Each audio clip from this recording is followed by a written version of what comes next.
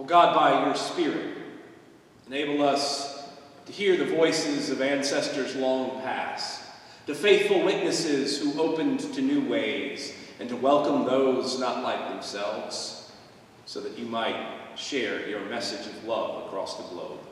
Enable us to hear those faithful voices and to clear away the voices who have distorted the ways of your word. To this end, may the words of my mouth and the meditations of each one of our hearts be acceptable in your sight. O God, our rock and our Redeemer. Amen. So we're reading in the book of Acts, chapter 8, verses 26 through 40. Let us listen for what the Spirit may be speaking to the church. Then an angel of the Lord said to Philip, "Get up and go towards the south, to the road that goes down from Jerusalem to Gaza. This is a wilderness road." So he got up and went. Now there was an Ethiopian eunuch, a court official of Candace, queen of the Ethiopians, in charge of her entire treasury. He had come to Jerusalem to worship and was heading home. Seated in his chariot, he was reading the prophet Isaiah. Then the Spirit said to Philip, "Go over to this chariot and join it." So Philip ran up to it, heard him reading the prophet Isaiah, and he asked, "Do you understand what you are reading?" He replied, "How can I unless someone guides me?" And he invited Philip to get in and sit beside him. Now the passage of scripture that he was reading was this: "Like a sheep, he was led to slaughter. Like a lamb silent before its shearer, he does not open his mouth. In his humiliation, justice was denied him. Who can describe this generation? For his life is taken away from the earth." The eunuch asked Philip, "About whom, may I ask, does the prophet say this, about himself or someone else?" And then Philip began to speak, and starting with the scripture, he proclaimed to him the good news about Jesus. As they were going along the road, they came to some water, and the eunuch said, "Look, here is water. What is to prevent me from being baptized?" So he commanded the chariot to stop. And both them, Philip and the eunuch, went down to the river, and Philip baptized him. When they came up out of the water, the Spirit of the Lord snatched Philip away. The eunuch saw him no more, went on his way rejoicing. But Philip found himself at Azotus, and as he was passing through the region, he proclaimed good news to all the towns until he came to Caesarea. This is the word of the Lord. Thanks be to God. There is much that can be unpacked in that passage. You notice that most of the conversation about the man there is about him being a eunuch, not an Ethiopian, but we're going to focus today on the Ethiopian part. The passage that he was reading from Isaiah talked about how God will welcome those who the temple have excluded. The eunuchs were not welcome. And on that day, this Ethiopian powerful man in the court of Candace got to hear the gospel that he too was welcomed, despite what folks had told him about who he was. And he went away rejoicing. But we're going to use this as a jumping off point as we celebrate Black History Month. But I want to start from a quote from the pastor of what's known as Witherspoon Presbyterian Church in Indianapolis, Indiana, one of the largest African-American Presbyterian churches in the area. And Reverend Dr. Harrison Jones sent out this friendly reminder. He said, "Remember that Black History Month actually begins on January 1st and ends on December 31st.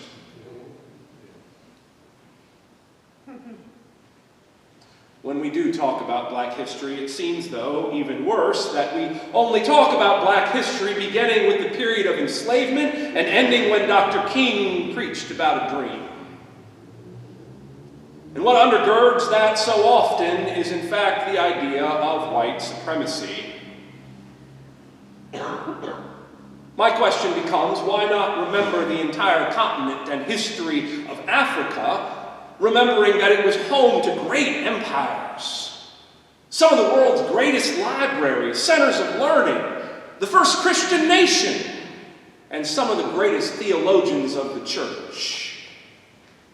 All the while, Europeans were afraid of the number 0 and wallowing, while people on the African continent, in different nations and empires, were creating higher levels of math and building cathedrals to God, the one we know in Jesus Christ. So I thought that might be a good place to start on this day. Despite beliefs to the contrary, Europeans did not force Christianity upon the African continent. Europeans were not the originators of the Christian faith. It would be better to say that they forced a type of Christianity that was better suited to their economic and dominating ways. Which is to say that the faith of much of European expansionism forgot a great deal about the Gospels of Jesus Christ. But as we celebrate Black history, let's celebrate what we know. The story of the Ethiopian eunuch is the story that the Ethiopian Orthodox Church says is their true origin. Historians want to debate that and go, yeah, I don't think so. Mostly European scholars. However, one of the oldest and largest collection, one of cathedrals in the world is in Lalibela in northern Ethiopia. Those 11 cathedrals are works of mastery. Not stone built upon stone, but carved from the mountain down into the rock. It was just the first Christian nation, and it stood as a testimony to the faith not only of the emperor, but to the people. And they did it in reaction to the destruction of Jerusalem. When Saladin took over Jerusalem, the emperor of Ethiopia decides, let's create a new Jerusalem. Still stands to this day. And while that is an important historical fact, and frankly a place that I hope to travel one day, it's important to remember that our roots of the Reformed tradition of which we are a part as Presbyterians are tied more fully to the Orthodox Ethiopian Church than to Rome. And we've never been told. The Ethiopian Orthodox Church was the only church never colonized. The only one. And it's the only one that was never influenced by European Christianity. However, what we now know is that the early reformers in Europe were looking to the Ethiopian Orthodox Church for the true church. For they saw in it something that had not happened in Rome. They believed that it was the most faithful, true expression that Christ had taught. And while Luther, in fact, met with representatives of the Ethiopian Orthodox Church, when I spoke to Rick this past week, his time in seminary, as a seminary graduate, I asked him, because he was Lutheran, how he had heard of this. He said he had never heard a word in his 4 years in seminary. I didn't either. In fact, Luther was only in full communion. He expected to be in full communion with the Ethiopian Orthodox Church, but would not with those Calvinists. Tells you something. But before Luther, Erasmus and others had met with representatives from the Ethiopian Orthodox Church to learn from them how they might be more faithful to the gospel. And yet, we don't hear about any of this. And I believe, as you know well, it's not an accident. They looked to them for guidance and leadership. And none of this was I ever told of seminary. The roots of discontent, we were told, just bubbled up out of the deep study of humanism in Europe. But it turns out there was another side as well, a much more powerful side. When we talk even about the voices of the early church theologians, people forget that Augustine was born on the continent of Africa. Now, folks will say, oh yeah, but he was a Berber, so his skin was light. he'd probably still get pulled over in Clayton. And the depictions of Augustine throughout history made him whiter and whiter and whiter and whiter. And when he died, they took his body from the ground and moved it to Rome to make him a European. But one of the greatest church theologians that most folks don't hear about was undeniably dark-skinned. Because when he challenged the emperor, when he took a stand for what he believed was orthodox theology, whether you want to be orthodox or not, the insult they hurled at him was that his skin was dark and he was an idiot. Even then. His name was Athanasius, and you should remember his name. At 27 years old, became the bishop of Alexandria, and apparently was quite the firebrand preacher, teacher, and defender of the faith. Before there was orthodoxy, he was working with others. But it was his influence, undeniably, from his enemies and his friends, that led him to the development and the protection of the Nicene Creed. Whether you like it or not, it is part of our orthodoxy.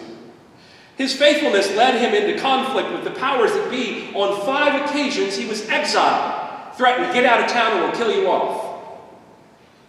But that didn't stop him. He just kept coming back because he had been moved by God. And if it wasn't for Athanasius, we wouldn't be arguing about the Trinity anymore today. That was part of his credit. We must give him full credit for winning the day for that. Because, and this is what even his enemies said, despite thinking he was ignorant because of his black skin, literally the things they said, because of his eloquence, his determination, his conviction, that they believed he could be holding the rein of a horse and out-argue anybody who had ever walked the earth. And yet we know little about Athanasius. I did learn about him in seminary, and I want to give credit to my history professor, Catherine Gonzalez, the first woman hired at a Presbyterian seminary. He lived to be 78 years old. He outlived all of his enemies. And yet, here's what's fascinating. In all of the Western church icons and depictions of the man, the bishop, the man from Alexandria, they called him, every one of those depictions these days makes him as pale as an Englishman in the middle of winter. And we know he wasn't. Back in March of 2013, there's an author by the name of Nana Akua Brew Hammond, and she wrote an article in Ebony magazine called Christianity's African Roots. Now, she unpacks all sorts of things, and I really just cherry-picked some of my favorite. And in that article, she unpacks the complicated way that the history of Christianity, the way it has been used by Europeans to enslave and dominate.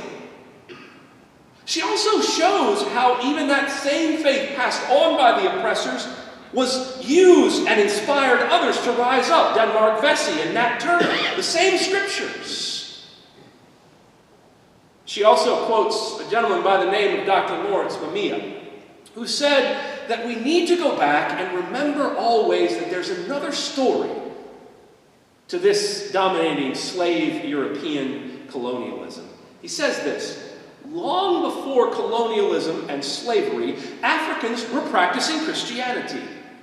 We know that Christianity has a long history in Africa itself, predating any kind of European influence. Do the numbers. It was 1600s before that kind of Christianity ever showed up. Clearly, they had lost their way. The kind of Christianity we'll talk at the end of the month when we talk about the doctrine of discovery that says that God has chosen us. But if we know the story of our faith, us being Europeans, we came really late in the story. What we see today in North America resembles a lot more of that twisting of that theology in Europe. that led to believing that domination and war was somehow blessed by God.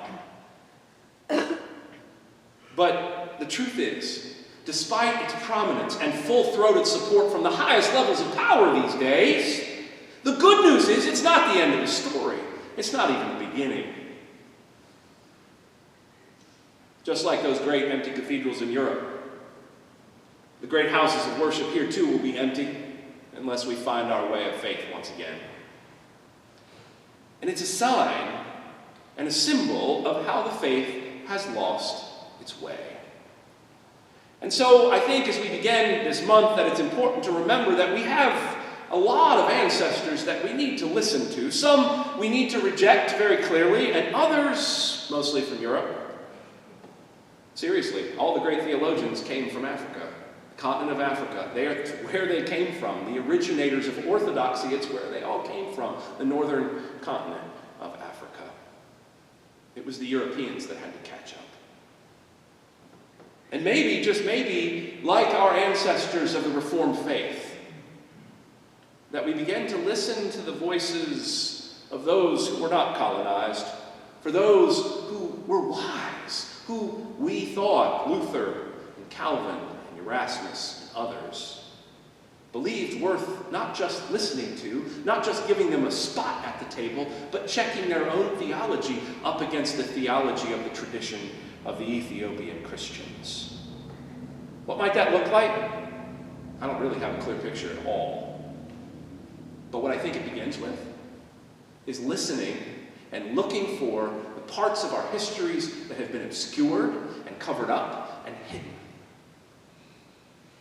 What I do know is that we have to keep telling the story that Christianity is not owned by European mythology. That Christianity is not owned by capitalism. That European way of being in the world, that I am a solitary person, alone, exist, is anathema to the Christian faith. And those ideas sure didn't come from Europe. They came from the Bible, rooted in the in the Middle East, in Africa, and in parts of the Asia continent. We have to keep listening. We have to keep lifting up. We have to keep recognizing when people say, Christianity. Or when we think that somehow the purity of the Christian faith is rooted somewhere in either Edinburgh or Geneva. And that seems like a radical concept. And I only mentioned just a couple of folks. There's a lot more. So listening. Particularly for those of us that hold positions of privilege. I know I'm the preacher and saying this, that I should listen more, so I'm going to wrap up. We have to keep telling the stories that bear the truth, that listen to the ancestors who got it. So let's keep telling those stories as we celebrate those who've gone before us in the great cloud of witnesses that remind us that life and love have the last word. And that if it isn't rooted in love, no way it can.